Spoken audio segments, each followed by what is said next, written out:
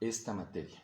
Bueno, pues vamos a continuar, jóvenes. Estamos en la compraventa. Ya señalamos qué es la compraventa, ¿verdad?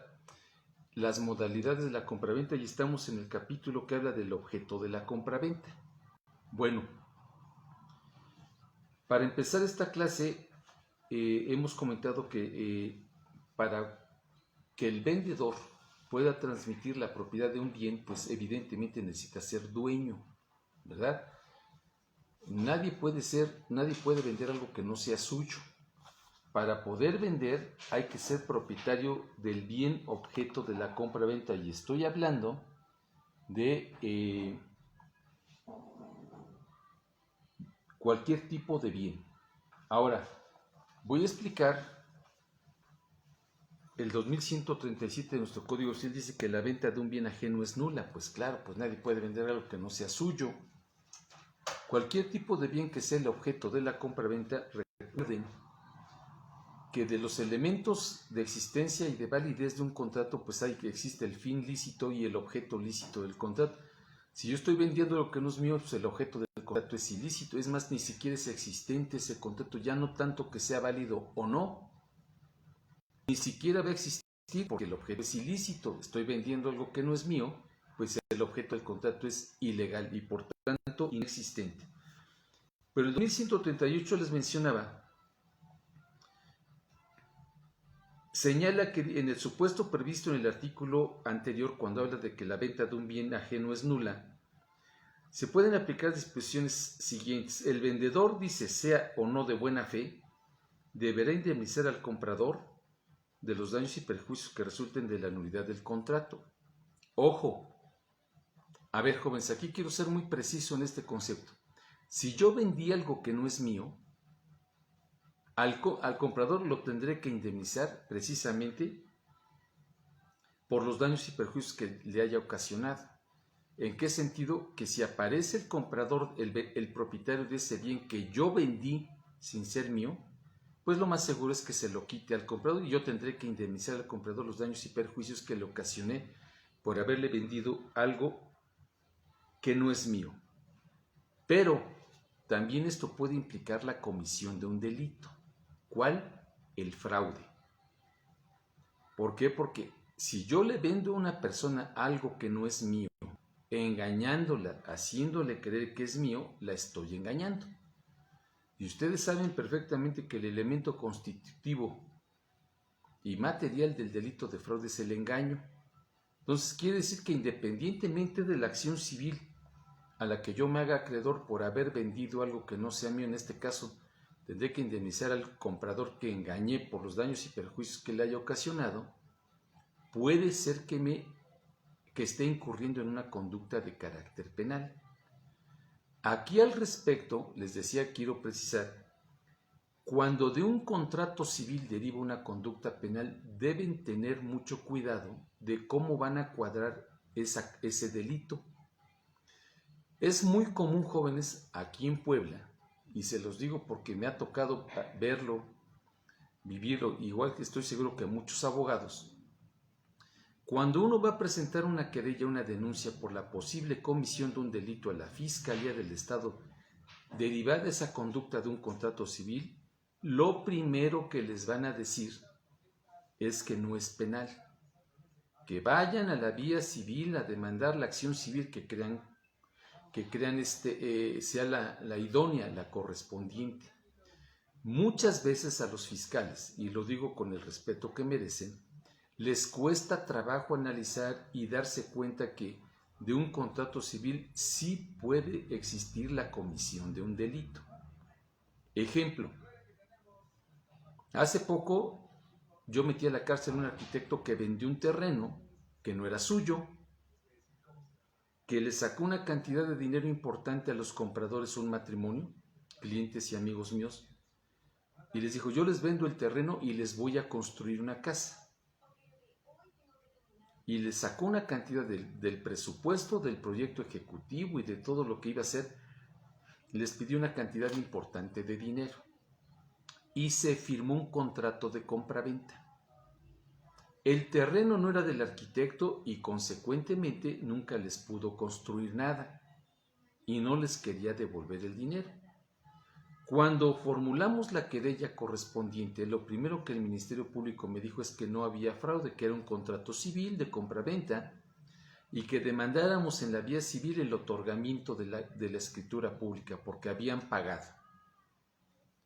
¿Qué pasó ahí, jóvenes? Que al Ministerio Público le costó trabajo entender que sí había un delito derivado de un contrato civil. Es decir, de los contratos civiles hay un hilito muy delgado, jóvenes, cuando se comete un delito y va uno a promover a la instancia penal obviamente correspondiente ante la Fiscalía. Cuando el Ministerio Público revisó y leyó la querella, dijo, no, es que es un contrato civil de compraventa liciado, la parte afectada tiene que ir a demandar en la vía civil. Y le expliqué, ¿cómo va a ir a demandar mi cliente a la vía civil el otorgamiento de la escritura pública si el terreno no es del activo del delito? Aunque le gane ese juicio, le dije al Ministerio Público, a esta persona, ¿cómo va a otorgar la escritura si no es dueño del terreno? Ahí es donde precisamente se configuró el fraude. ¿De qué me sirve la vía civil demandar al arquitecto el otorgamiento de la escritura pública si no es dueño? ¿De qué me iba a servir ese juicio civil, jóvenes, si aunque se ganara, que el juez condenara a este arquitecto, se te condena el otorgamiento de la escritura, ¿cómo la va a otorgar si no es dueño? ¿Me explico? Entonces, consecuentemente, ahí es donde se configuraba el fraude. Es decir, en esta primera fracción, que dice que el vendedor de buena fe, sea o no de buena fe, deberá indemnizar primero al comprador por los daños y perjuicios. Pero repito, no solamente es responder por la acción civil que yo pueda incurrir y que me demande el comprador, también puede ejercitar en mi contra una acción de carácter penal por la posible comisión de un delito. Claro, lo va a tener que cuadrar perfectamente para acreditarlo. Pero esto suele ocurrir pues cuando alguien vende algo que no es suyo. Es decir, no solamente hay acción civil, también puede haber una cuestión de carácter penal en contra del que vendió algo que no sea suyo. La fracción 2 dice, si el comprador sabía que el bien era ajeno, no podrá exigir la restitución del precio ni la indemnización de los daños y perjuicios que se le hubieran ocasionado. Aquí hay una cuestión o una responsabilidad para el comprador. Si él sabía que lo que yo le vendí de ese bien no era mío, no me puede pedir restitución del precio y tampoco me podrá pedir el pago de daños y perjuicios, porque lo sabía. Hubo un consentimiento claro que si alguien compra algo cometería un error muy grave aceptar la compra-venta sabiendo que el vendedor no es propietario de ese bien. No, jóvenes, cuando se compra algo, hablando de un contrato de naturaleza civil, pues evidentemente el vendedor tendrá que acreditar ser dueño de lo que me está vendiendo para que no tenga problemas como comprador y la compraventa sea perfecta. Ahora, el que sea perfecta depende del bien objeto de la compraventa. ¿A qué me refiero? Si es un bien mueble, pues incluso el contrato puede ser consensual. Pero será mejor que haya un contrato privado, por lo menos, ¿sí?, que tenga forma, por escrito. Pero si es un bien inmueble, ya vimos, de acuerdo al artículo 2182, que la compra-venta de bienes inmuebles, cualquiera que sea el valor o el precio del bien, debe otorgarse en escritura pública. Es decir, en un contrato por escrito debidamente protocolizado por un notario público e inscrito ese contrato, esa escritura pública en el registro público de la propiedad, en el folio real que corresponda a ese inmueble o en la partida registral que también lo identifique.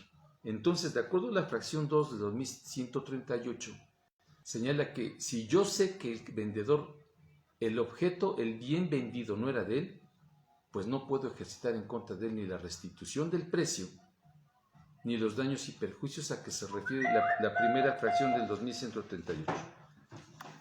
Fracción 3 El vendedor de mala fe, después que haya entregado el bien, no puede demandar la nulidad de la venta ni la restitución del bien vendido. Es decir, fracción 3 dice que el vendedor de mala fe, después que haya entregado el bien, o sea, una vez entregado, no puede demandar la nulidad de la venta ni la restitución del bien vendido. Guillermo Cruz Santos, pero le dije que no. Y dice que quedó de hablarle, que tiene algún... Sí, pero dile que por favor que mañana venga a las 12 del día, porque ahorita no puedo interrumpir clases, por favor. Sí. Que mañana a las 12 del día, por favor. Sí. Perdón, jóvenes, porque llega gente aquí a la oficina sin aviso previo, si sí, pues quieren que los atienda y pues para mí son más importantes ustedes, con todo respeto. Luego dice, entonces, si el vendedor es de mala fe, ya una vez que entregó el bien, no, fíjense, si es vendedor de mala fe, ya no más falta que tuviera derecho a reclamar la restitución del bien, a promover la nulidad del bien o a pedir la restitución propiamente de ese bien vendido. Pues es sentido común. Si yo soy vendedor de mala fe, ya no más faltaría que pudiera, ¿verdad?, demandar la nulidad de la venta o la restitución del bien. No lo puedo hacer. Pues sería el colmo que si soy vendedor de mala fe tuviera yo derecho a esas dos acciones. Fracción 4. La nulidad de la venta de un bien ajeno no perjudica los derechos que la ley concede al segundo o ulterior adquirente de buena fe. Bueno, la nulidad de la venta de un bien ajeno no perjudica los derechos que la ley concede al segundo o ulterior adquirente de buena fe. Es decir, yo vendí, pero al que le vendí, él volvió a vender a ese segundo, digamos, segundo, tercero, cuarto comprador, no se le perjudica, siempre y cuando haya adquirido de buena fe. Si ustedes se dan cuenta, aquí se habla de buena y de mala fe en la compraventa. Es obvio que si una parte del vendedor vende algo que no es suyo, pues está vendiendo de mala fe. Posiblemente esté incurriendo hasta en una conducta delictiva. Pero también el que adquiere, el comprador, si adquiere un bien de parte del vendedor sabiendo que el bien objeto de la compraventa no es de él, pues también la ley le niega algún derecho. Si yo sé que lo que me están vendiendo no es del vendedor, pues también ni modo que yo le pueda pedir la nulidad o la restitución del precio o la restitución de la cosa vendida. Pues ¿cómo? Si también soy adquirente de mala fe. Entonces, hasta aquí son digamos, las hipótesis que se pueden oponer a la cuestión de cuando la venta de un bien ajeno es nula. Entonces aquí estamos aprendiendo a qué tiene derecho el actor, el comprador, o a qué tiene derecho el demandado, o uno y otro, siendo parte compradora y parte vendedora en el caso que se presente esta situación. Ahora, fracción 5 del 2138 que señala: si el vendedor adquiere por cualquier título legítimo la propiedad del bien vendido, antes de sufrir revisión el comprador, la venta producirá todos sus efectos. ¿A qué se refiere esta fracción que también es sumamente importante para la compraventa, jóvenes? Si el vendedor adquirió por cualquier título legítimo la propiedad vendida, es decir, la persona que me está vendiendo a su vez adquirió correctamente a través de un título. Si es un bien inmueble, ese vendedor adquirió a través o con una escritura pública de cualquiera de los contratos traslativos de dominio. Si ese vendedor a su vez adquirió mediante un título legítimo la propiedad de ese bien, antes de que sufra evicción, ese comprador es el que me está vendiendo a mí, la venta producirá todos sus efectos. ¿A qué se refiere esta disposición legal, jóvenes? A ver, quiero ejemplificar para que se comprenda lo mejor posible.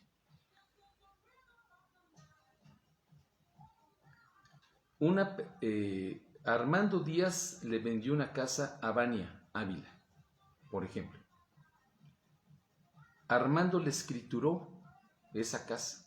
La compraventa se perfeccionó a través de la escritura pública protocolizada por un notario. Y esa escritura pública está debidamente inscrita en el registro público de la propiedad, en el folio real o en la partida registral que corresponda a esa casa. Vania tiene su escritura pública. Adquirió a través de la escritura pública la venta con la venta que Armando Díaz le hizo. Celebraron. Ok. Se aparece otra persona como dueña. Por ejemplo, yo le digo a Vania, a ver, Vania, esa casa que te vendió Armando es mía. Vania me va a decir, sí, pero tengo una escritura pública. Me vendió bien, adquirí bien.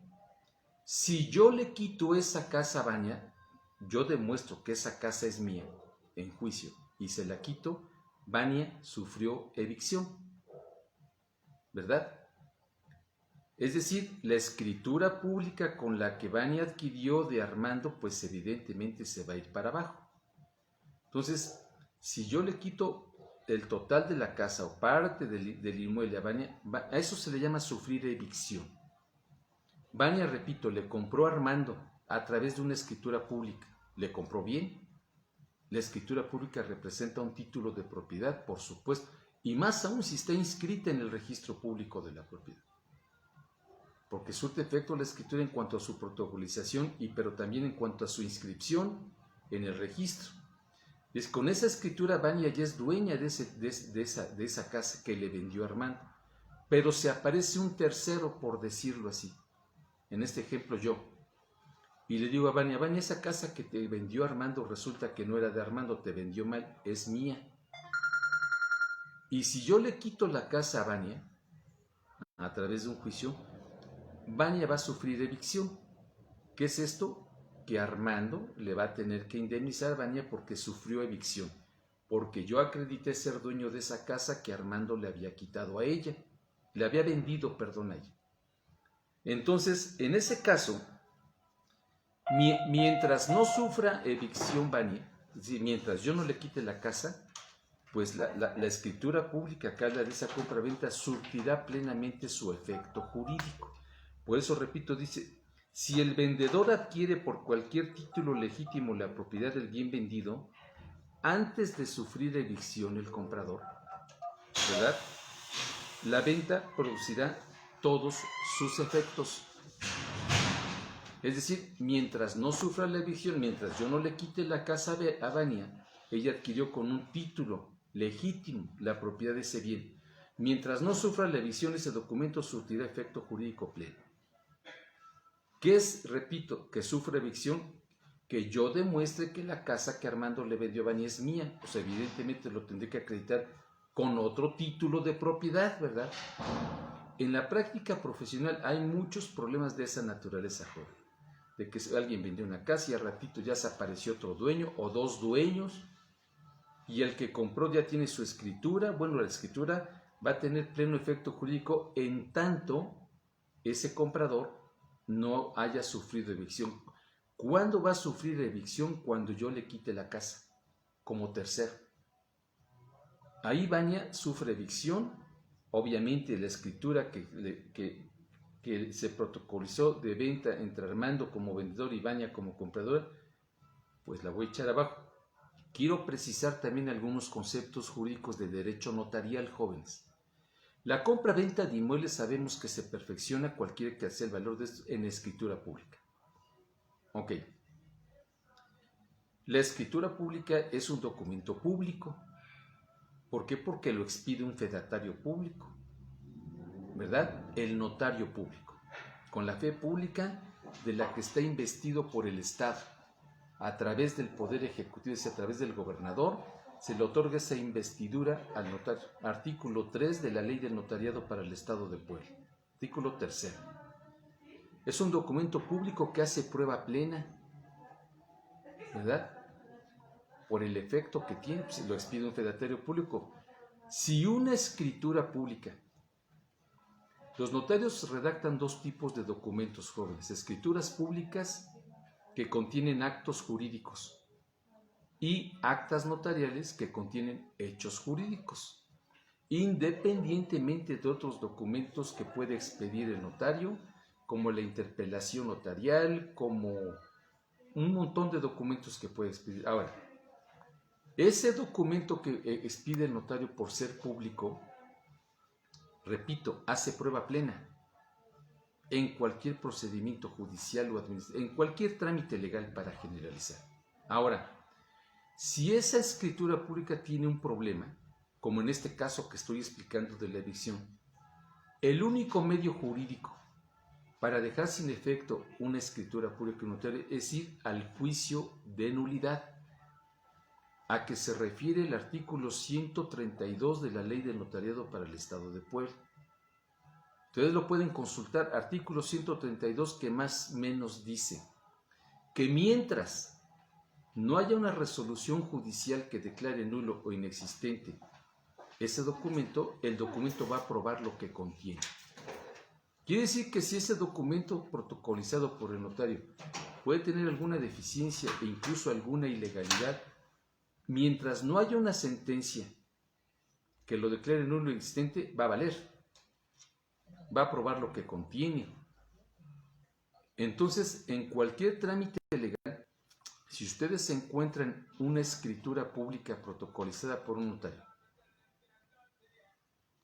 y encuentran, para los que saben derecho notarial, que esa escritura pública adolece de algún defecto, ilegalidad, requisito, no contiene la autorización preventiva, la definitiva, el notario no identificó a los comparecientes, no les leyó, el sello no es con las características a que se refiere la ley del notariado, que debe medir 3 centímetros de diámetro, que el notario estaba impedido, tenía prohibido, pero aún así protocolizó. Esa escritura está viciada de nulidad.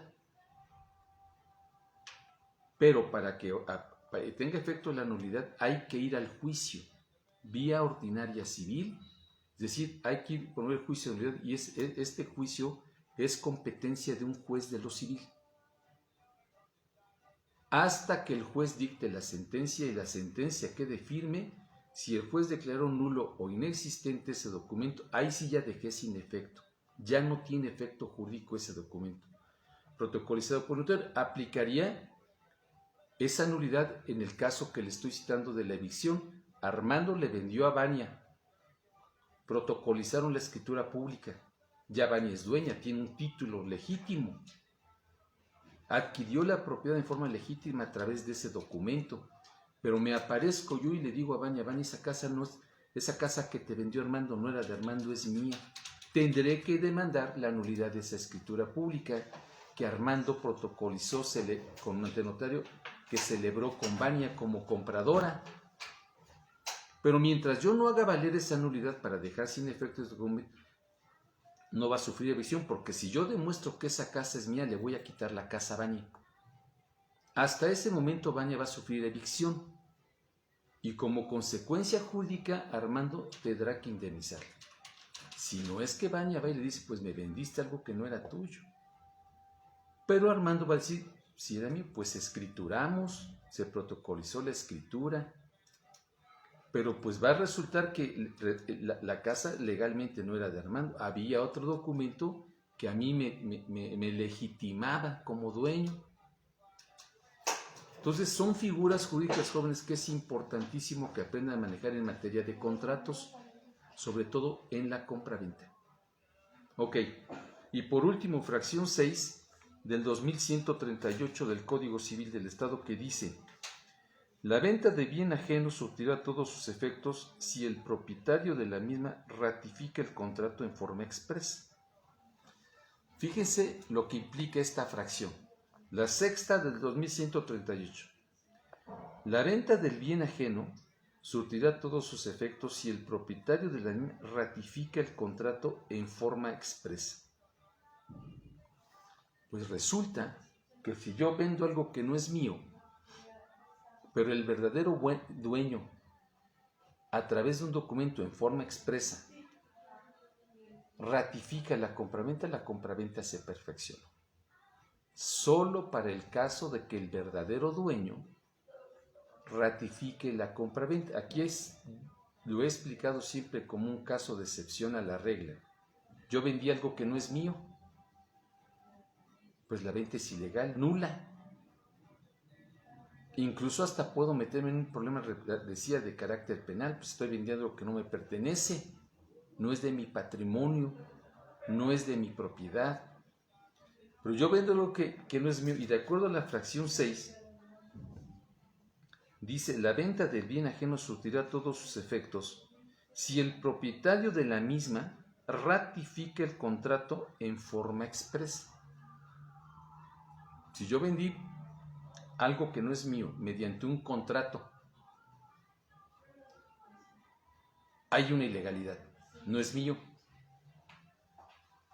Incluso hasta pude haber cometido un delito, engañé al comprador, pero el verdadero dueño, y en forma expresa, es decir, por escrito, ratifica el contrato que yo firmé en donde vendía algo que no es mío. Entonces ahí la compra-venta surte todos sus efectos jurídicos. Muchas veces cuando uno interviene en un asunto así y resulta que el cliente viene y dice, es que vendí y era tuyo, no, pues no era mío, pues una estrategia es buscar al verdadero dueño y convencerlo, seguramente con una lana, no va a haber de otra, para que ratifique la venta y la venta surte el efecto jurídico y el comprador, no tenga que ejercitar, o así lo amarro para que pueda ejercitar alguna cuestión en mi contra. Yo lo considero como un caso de excepción a cuando se vende algo que no es propiedad del vendedor. Siempre y cuando el verdadero dueño venga y ratifique por escrito, la compraventa se perfeccionó y surtirá sus efectos jurídicos en forma total. Bueno,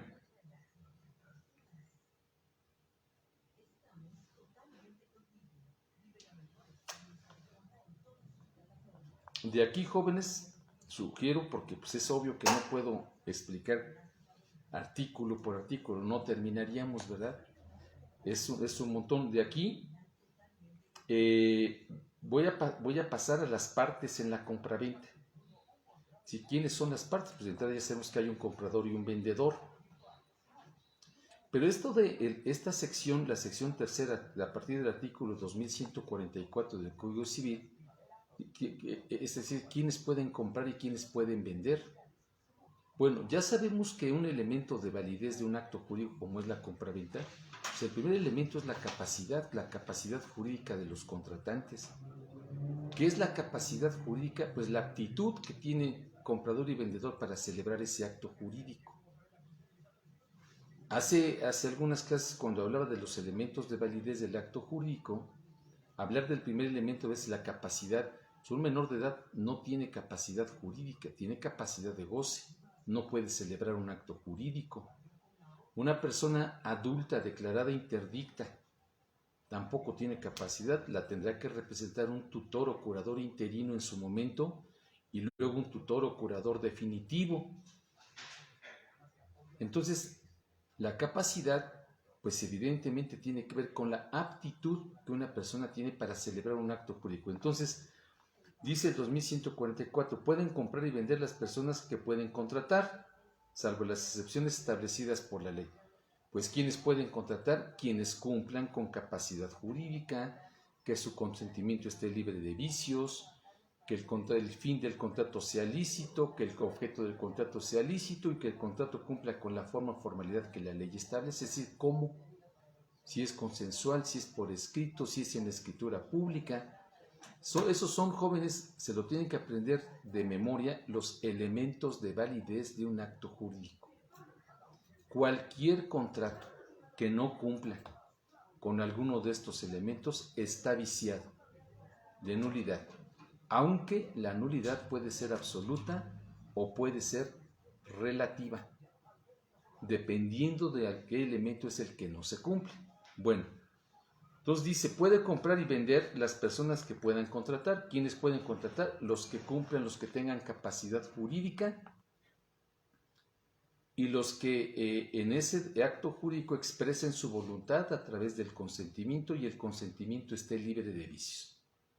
Ya saben que los vicios del consentimiento son error, dolo, mala fe, violencia, lesión, y yo también incluyo reticencia. Porque en la reticencia hay ocultación de la información para que el otro me firme, pues está viciado su consentimiento en caso de que aplicara la reticencia. Entonces,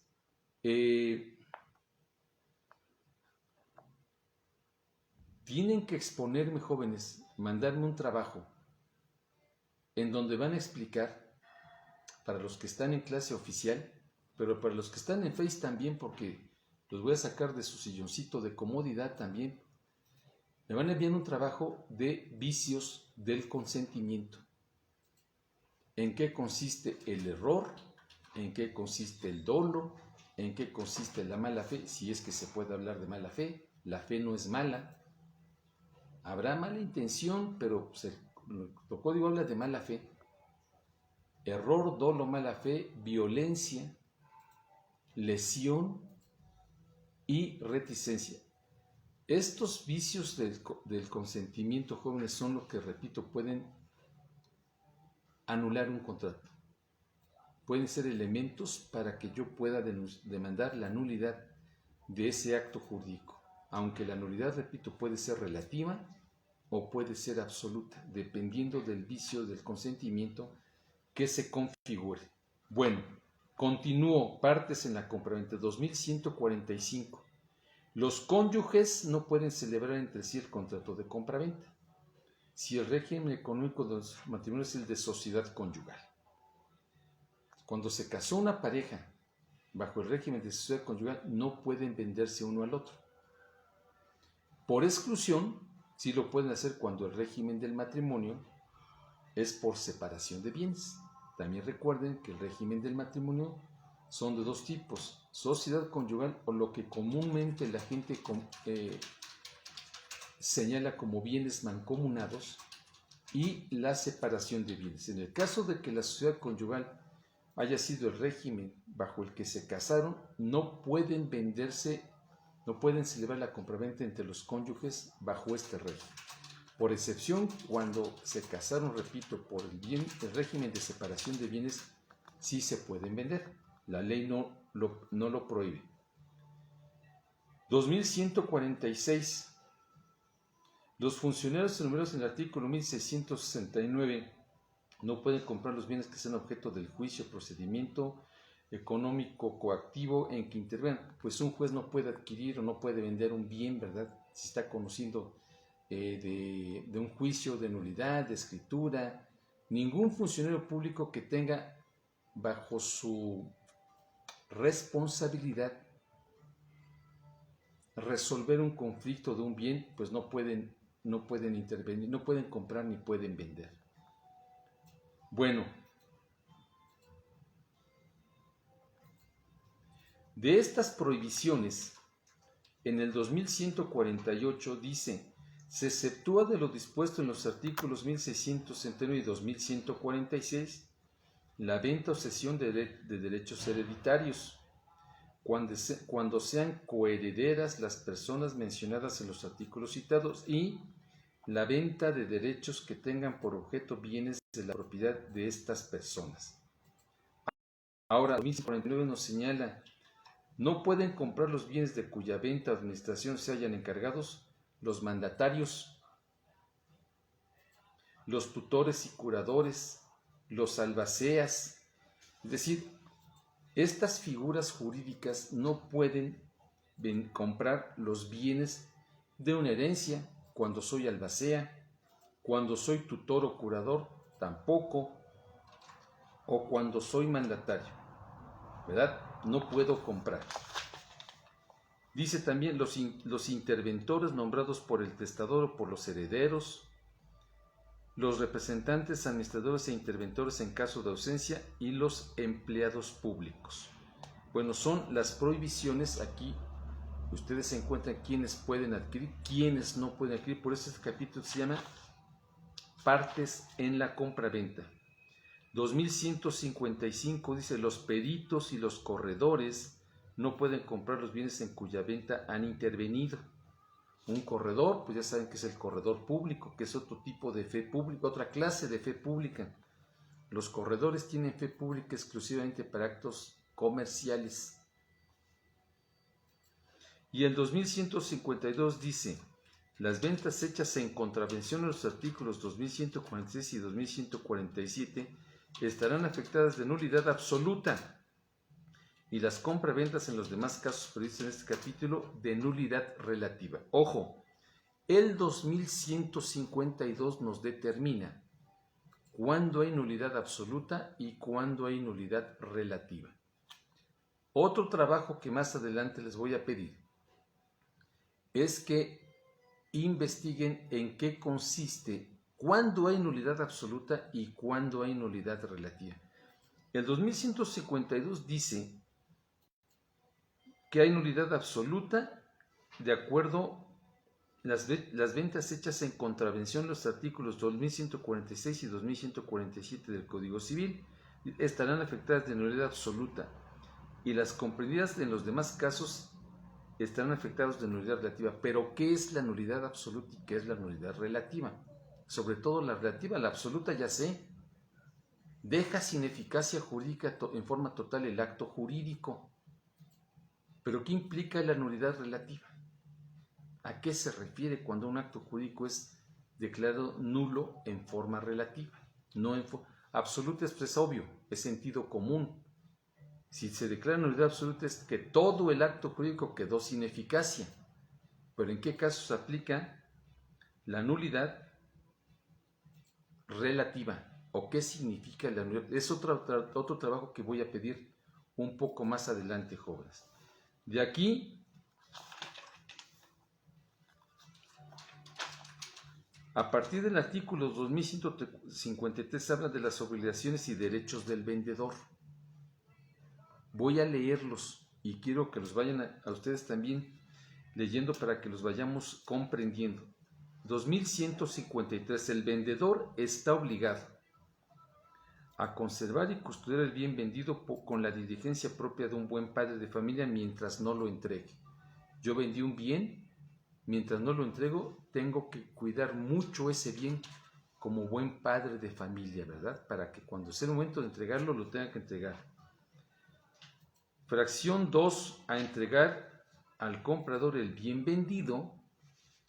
Y fracción 3, a otorgar al comprador el documento legalmente necesario para acreditar la adquisición del bien objeto del contrato. ¿Qué es esto para el caso de los bienes muebles o los bienes inmuebles? Primero, tengo la obligación de resguardar ese bien mientras no lo entregue. Ya lo vendí, pero si no lo he entregado, tengo la obligación de cuidar, de proteger ese bien. Luego, la ley me obliga a entregar ese bien. ¿En qué momento? Aquí la parte importante es en qué momento lo voy a entregar. Bueno, depende de lo que hayamos pactado las partes en el contrato. Y luego dice, a otorgar al comprador los documentos legalmente necesarios para acreditar la adquisición del bien objeto del contrato. Bueno, la fracción 3, jóvenes, es una de las fracciones aplicables para cuando el comprador de un bien inmueble demanda al vendedor el otorgamiento de la escritura pública. A ver, aquí voy a hablar de la venta de inmuebles en forma muy permanente porque es importante. Ya sabemos que la compra-venta de bienes inmuebles se perfecciona cuando se protocoliza por un notario. El notario protocoliza el contrato, el acto jurídico, e incluso su chamba no termina ahí. La chamba del notario termina cuando esa escritura pública que contiene la compra-venta la manda al registro público de la propiedad para su inscripción. ¿En dónde se va a inscribir esa escritura? En el folio real o partida registral con la que se identifique ese bien inmueble. Pero miren, ¿qué pasa cuando la gente compra una casa, un terreno, un bien inmueble con un contrato privado? Evidentemente ese contrato privado de compra-venta de un bien inmueble no se perfeccionó porque no consta en escritura pública. ¿Tendrá algún efecto jurídico? ¿Me servirá de algo ese contrato? Bueno, si es un contrato privado, me puede servir para demandar la famosa acción pro forma. ¿Qué es, de acuerdo a la fracción 3 de este artículo? Pues que el vendedor me otorgue la escritura pública. Juicio civil, se promueve juicio en la vía ordinaria civil, que el vendedor otorgue la escritura pública. A eso se refiere cuando dice esta fracción 3, a otorgar al comprador los documentos legalmente necesarios para acreditar la adquisición del bien objeto del contrato. En el caso de un inmueble, el documento necesario para que yo sea dueño, para